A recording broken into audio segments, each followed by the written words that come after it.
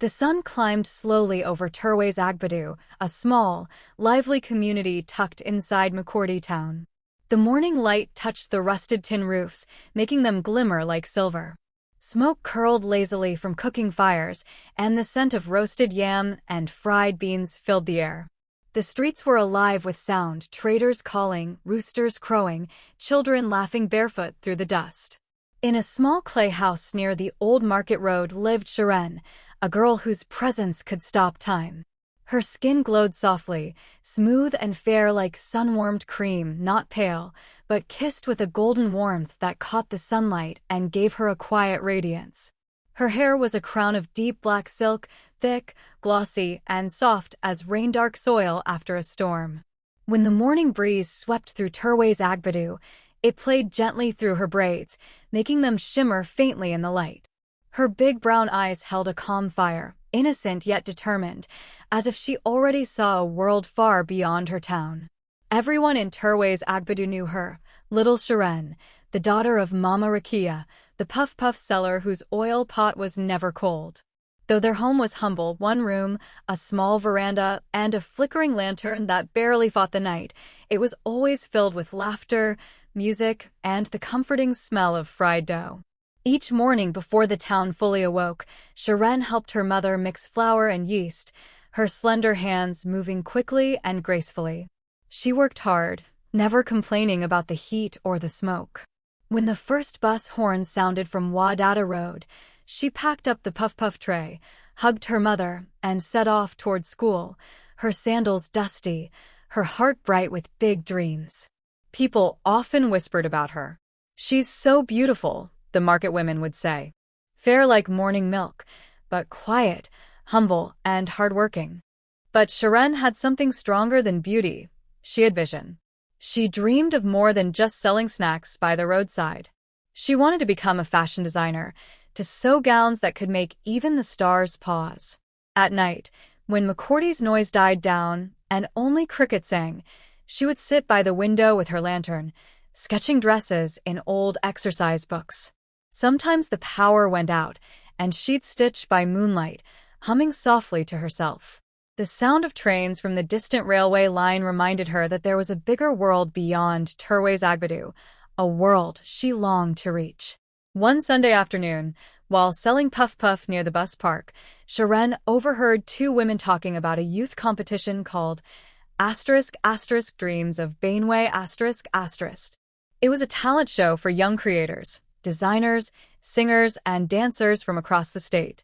The winner would receive a scholarship to study in Abuja. Shirin's heart began to race. For a moment, she saw herself on that stage, holding her sketches up proudly before a crowd.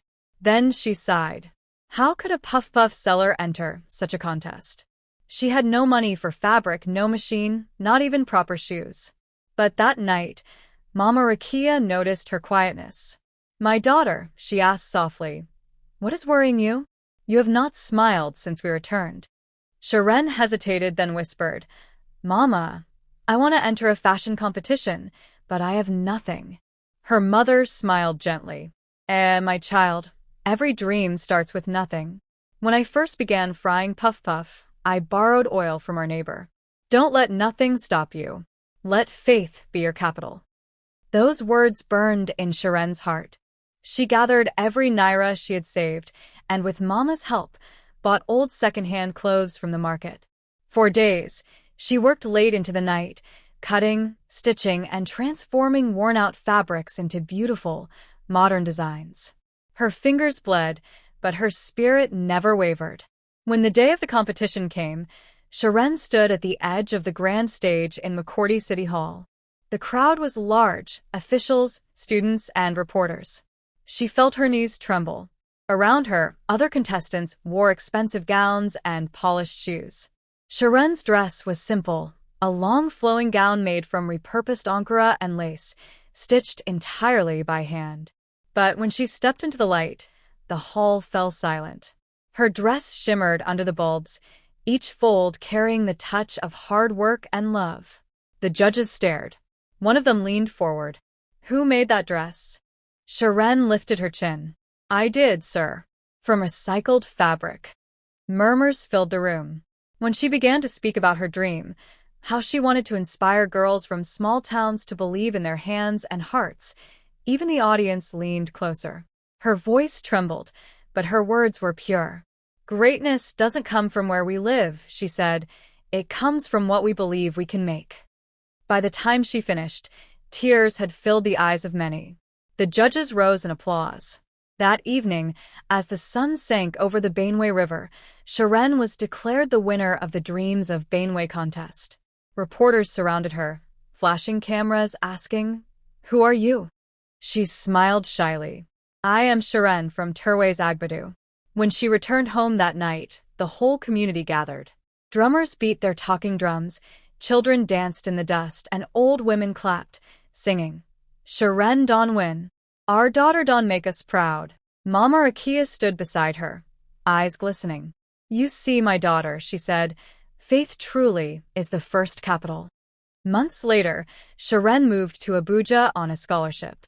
There she studied fashion and business, learning how to turn her passion into a brand. Her designs began to appear on runways, blending African tradition with modern art. Each gown carried a story of Makurdi sunsets, of puff-puff mornings, of a mother's encouragement. Years passed, and one bright afternoon, she returned home, not as the puff-puff seller's daughter, but as Madame Shirin Designs, founder of her own fashion house. Turway's Agbadu had changed little, but now her workshop stood where her mother's stall once was, filled with sewing machines and apprentices. Young girls she trained for free. "No girl's dream," she would tell them, "is too small for the world to notice." Her success became a story the elders told around fires. They said she was too small. One would begin. They said her hands were too rough for silk.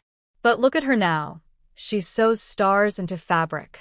And every evening, as the Bainway River glowed beneath the sunset, the breeze carried her laughter across the town, a reminder that even in the smallest corners of the world, big dreams can bloom. So, when next you pass through Makurdi and hear of Turway's Agbadu, remember the name Shirin, the fair girl with silk-black hair, whose dreams were stitched not with gold, but with faith, love, and tireless hands. For the elders say, asterisk, when a dream is born in a pure heart, even the wind will bow to make way. Asterisk.